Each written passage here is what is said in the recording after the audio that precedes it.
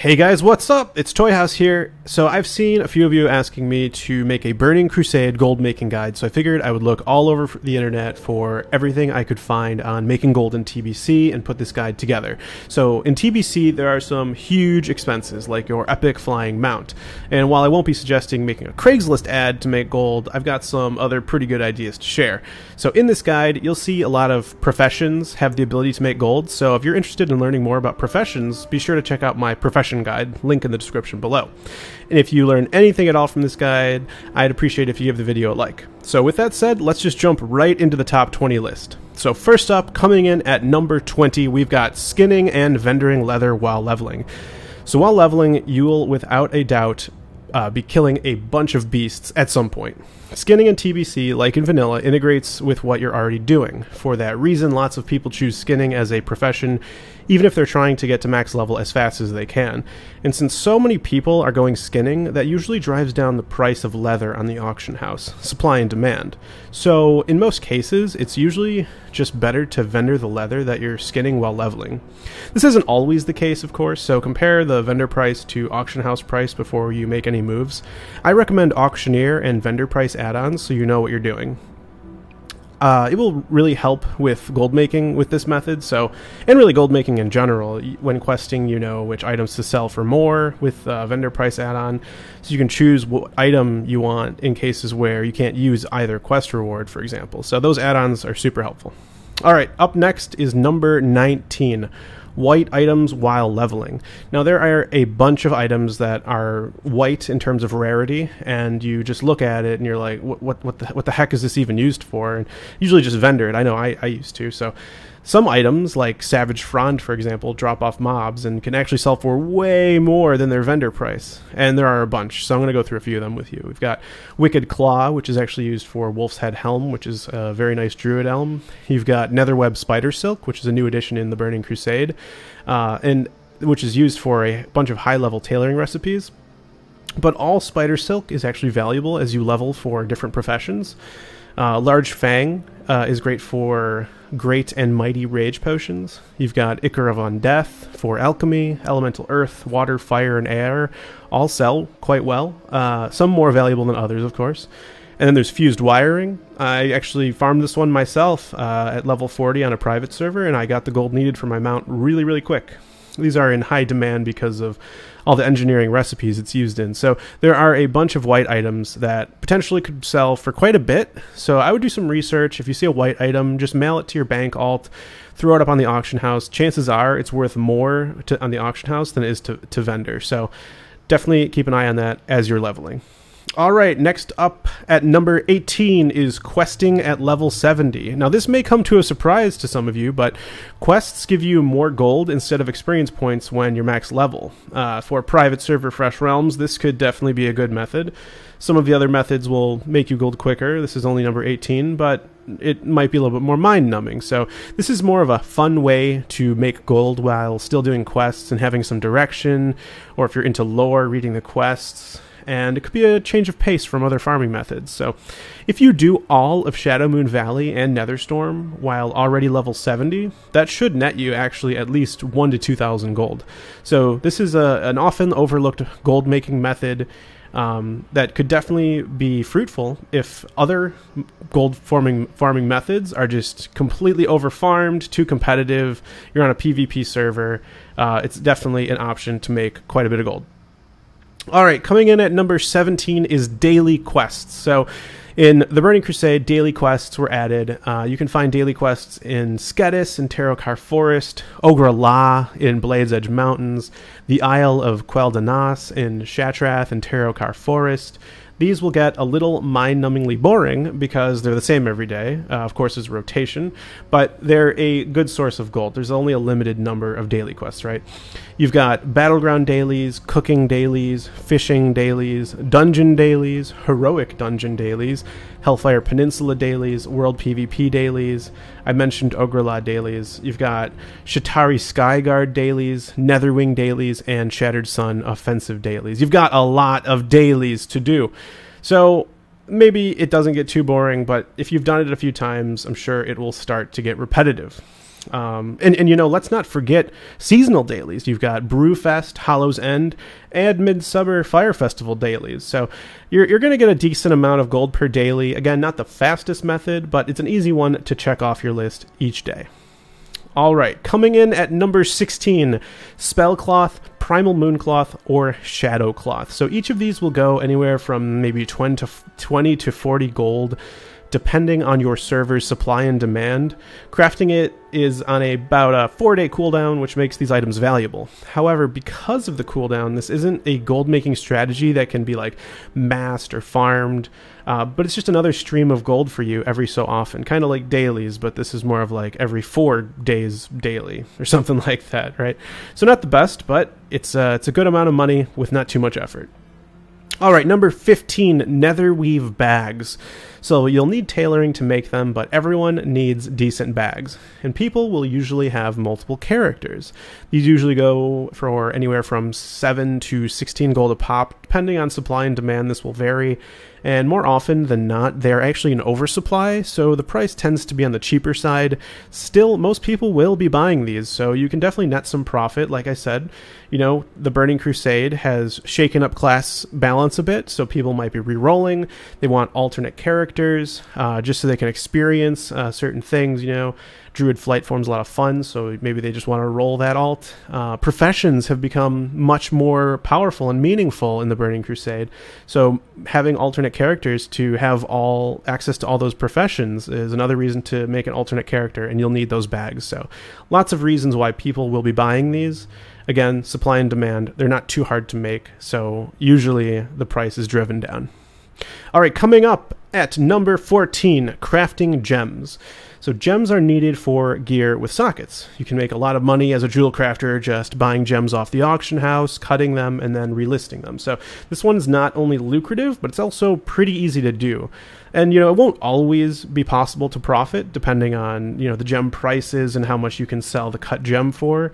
But look for deals where it makes sense and take advantage of your jewel crafting skill. Again, if you need insight on that, I have got a profession guide. You can check that out. But it's an easy way to stay within, you know, the city and just make gold utilizing your profession. Okay, number 13.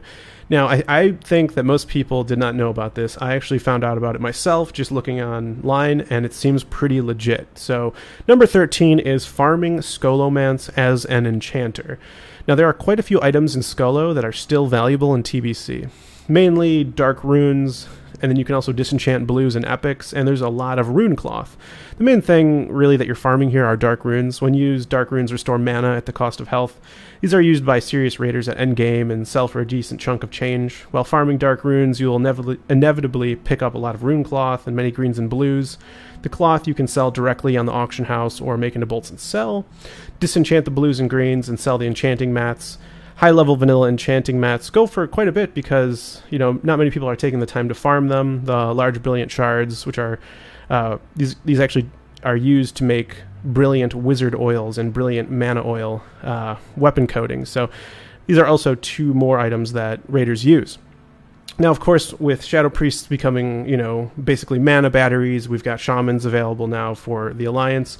Mana is not as big of an issue, so maybe this method is not as powerful as the others. It is number 13, though, because you are getting a lot of rune cloth, you're getting some nice disenchanting mats, and you're also getting dark runes. So you're getting a lot for your time, and what's better is that you aren't really going to be facing any competition, and that is a big thing with the Burning Crusade, is that it's a smaller landmass, and a lot of farming methods are going to have a lot of competition. So keep that in mind. All right, number 12, BoE Epics. So the Burning Crusade has added a lot of high-quality craftable items. Most of these require the crafter to have a primal nether, as well as having the recipes themselves, which can be world drops, specific instance drops, or in rare cases, trainable.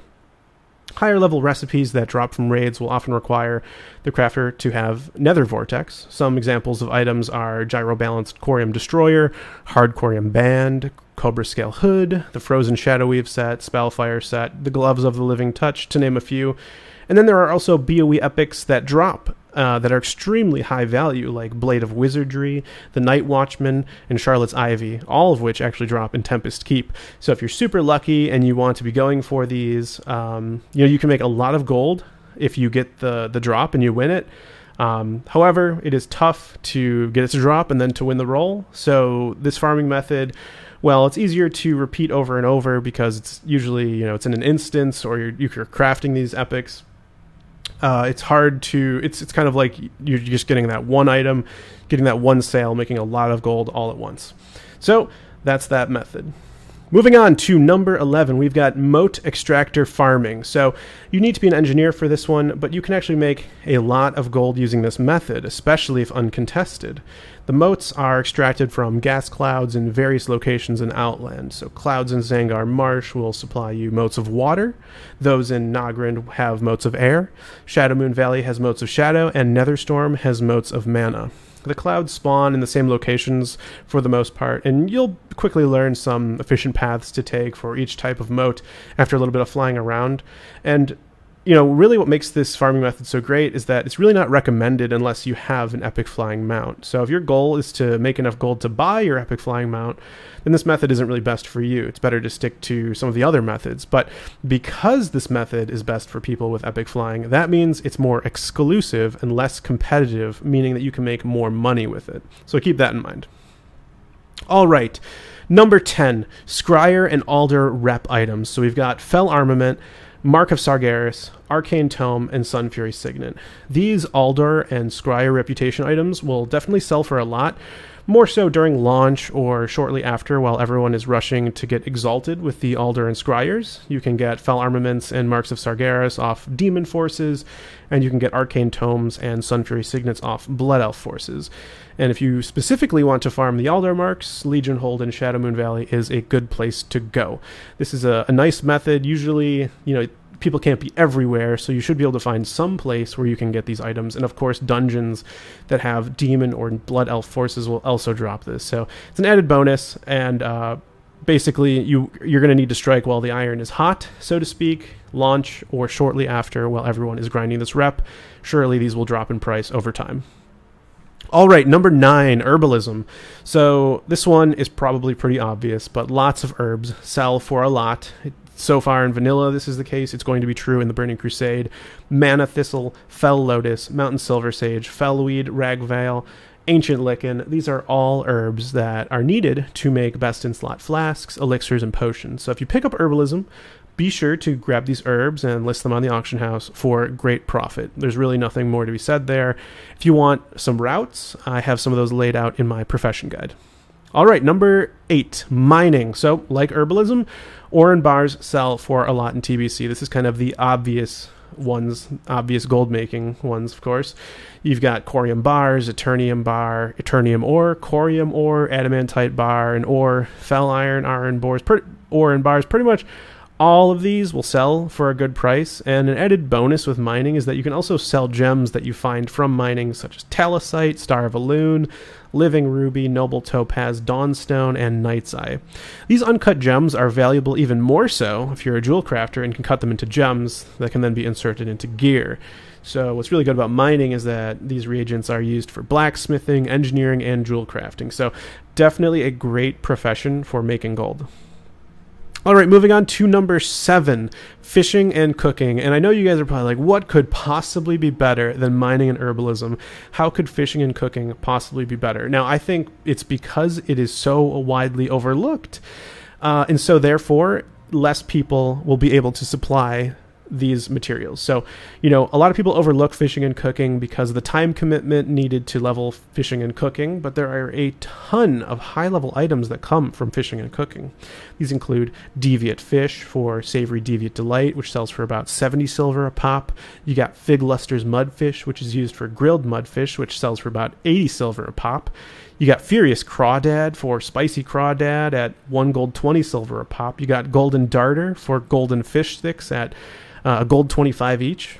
Huge Spotted Felltail for Fisherman's Feast at a gold 20 each. Icefin Bluefish for poached bluefish at 90 silver a pop. And last, Zangarian Sporefish for blackened sporefish at 90 silver a pop. And by the way, one huge Spotted Felltail creates 6 fisherman's feasts. So a single fish is worth about 5 gold, and that's being conservative. So that is a pretty great return on investment on catching a single fish. And of course, guys, actual prices will vary. I was just using sort of ballpark numbers based on what I'm seeing on the auction house. So fishing and cooking, a great combination. If you just have fishing, your profits will be less, but if you have both, your profits will be more. All right, moving on to number 6, Cobra scales and thick Clefthoof leather. These materials are super valuable for crafting some great items, and it's pretty hard to get Cobra scales. So if you have skinning, make sure to target Cobra scales and thick Clefthoof leather. The thick Clefthoof leather goes for about 5 gold a pop, and the Cobra scales go for about 11 to 13 gold a pop. And of course, your mileage may vary. And there are, of course, other leathers that are still valuable. So if you're skinning, definitely make sure to check out the auction house to see how much they're going for. Outland leathers you skin are definitely valuable for other recipes. So make sure once you hit Outland to keep your leather, stop vendoring, and check the auction house. And again, your mileage may vary. You know, the prices I'm saying here are just what I'm seeing right now, and your supply and demand on your specific server will definitely determine what prices actually are. Okay, moving on to number 5, Nethercobra Leg Armor. Now, Nethercobra Leg Armor is the best in-slot pant enchantment for physical damage-dealing DPS classes like rogues, hunters, warriors, feral druids, and so on. This leg enchantment will go for hundreds of gold on the auction house. So if you've gathered Cobra scales as a skinner and have leather working to craft these, this will seamlessly tie together your professions. To make Nethercobra Leg Armor, you're going to need 4 heavy knothide leather, 4 Cobra scales, 8 primal air, and a primal nether. Now, I've mentioned primal nether a few times. It's about time I probably explain how you get that, right? So primal nether drops actually 100% of the time off the last boss of a heroic version of a dungeon. So you won't always win the primal nether, of course, so getting them can be a little tricky. Which explains why this can sell for so much. Sometimes if you're a tank, you can reserve these beforehand, you know, if tanks are in high demand. So keep that in mind if you want to pursue this gold making strategy. If you're a tank and a skinner and a leather worker, perhaps you have a great advantage to capitalize on this gold making method. All right, coming in at number 4, we have Flasks, Elixirs, and Transmutes. Basically alchemy, right? Alchemy has a bunch of flasks, elixirs, and transmutes that people are willing to pay a lot of money for. You've got Flask of Fortification, Flask of Relentless Assault, Flask of Distilled Wisdom, Flask of Chromatic Wonder, Elixir of Healing Power, Elixir of Dranic Wisdom, Transmute, Earthstone, Diamond, and so on, more and more. There are lots and lots and lots of alchemical flasks, elixirs, and transmutes, potions, you know, healing potions, different types of resistance potions. There are so many that need to be bought, especially in the Burning Crusade, in order to progress. And, you know, coming from, you know, classic WoW, vanilla WoW, I'm sure, you know, alchemists can you know, say how much money they've made just selling fire resistance potions, nature resistance potions, and it just goes on and on. As you go through AQ, you need nature resistance. As you go to Nax, you need frost resistance. And really, the same thing continues as you progress through other raids like Black Temple. And the amount of potions, elixirs, flasks, and transmutes that are needed are essentially endless. You're constantly going to be needing it, so alchemy is a huge money-making profession. There are so many advantages to going alchemy, so definitely a top one on this list. All right, moving on to number 3, we have Primal Farming. Now, this one is infamous. Probably not anything new to hardcore veterans of the Burning Crusade. Primal Farming is probably the most known gold-making strategy. So I'm going to go through it really quick. You know, you can go to Kirinvar Village and Netherstorm for primal manas. The mobs here respawn extremely fast, and the area can probably support upwards of 5 people at the same time. And if you can't kill things fast enough, though, it can be a bit nasty for casters, as they have Spell Reflect and Mana Burn. So this area is best for physical damage dealers that don't cast spells or use mana, so really rogues and warriors do best here. You can also go to Scald and Blades Edge Mountain for primal fires. Usually there are a lot of people here and the respawn rate isn't great. There are a lot of mobs that also aren't fire elementals, so keep that in mind. This area can probably support around 3 or 4 people. If you can get this area to yourself, though, that would be ideal. You can also go to the Elemental Plateau in Nagrand for Primal Fires, Primal Waters, and Primal Airs. I'm laughing because this place is wildly overfarmed. I mean, epically and historically overfarmed. I can't stress enough. I mean, it's probably infamous. The second I said Elemental Plateau, for those of you that know TBC, you probably just like laughed. I mean, it is, it's right next to Shattrath City, so it's super easy to get to. The reason this area is so beastly is the fact that if you get it alone, you can probably get 8 or 9, maybe even 10 primals an hour if you have it by yourself, which probably would never happen unless you find a time at like 4 a.m. or something when the area is completely empty and you make crazy serious money here. There's if you're on a PvP server, most likely you're going to run into confrontations. It's probably it is the best primal farming spot spawn rate wise, but the competition will be fierce. The Hand of Gul'dan in Shadowmoon Valley is another place for Primal Fires, and Primal Fire is needed for enchants and profession items like the Spellfire set, and Primal Air is needed for best in slot enchants and a number of profession items as well. So for Primal Water, you can go to Skedis in Terokar Forest. This is generally the best all-around spot for Primal Waters in my experience. The only downside is that they're all underwater, which slows you down, of course, because of your swim speed. I don't really find farming Primal Lives or Primal Earth particularly profitable at all. If you specifically need these primals, you are far better off spending your time farming the more profitable ones, selling those, and then buying the primals that you actually need. Generally, in my experience, primals are really one of the best money makers when it comes to farming, but if all spots are filled, completely over-farmed, then you're better off farming something else. So there you go. That is number 3. And now we are moving on to number 2. What could possibly be better than primal farming?